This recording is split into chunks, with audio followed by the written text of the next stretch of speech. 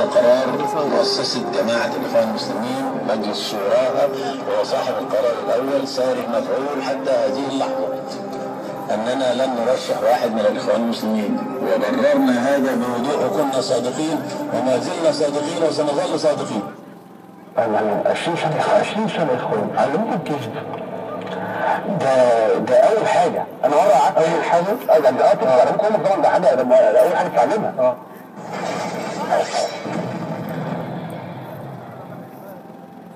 حاول تبعد شوية عن اوكي.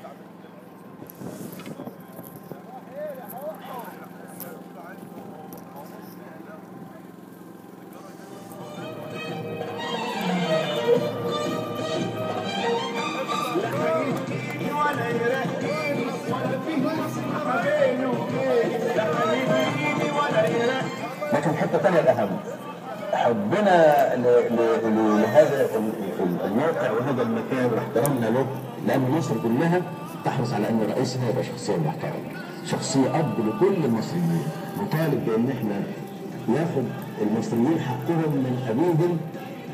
أبنائه اللي مرميين في السجون دلوقتي بتهم يعلم تماما أنها أنت تتحدثي عن يحكم بقاله 30 سنة وأكثر، وتحدثي عن ناس بيقول لك احنا مش عايزين نحكم.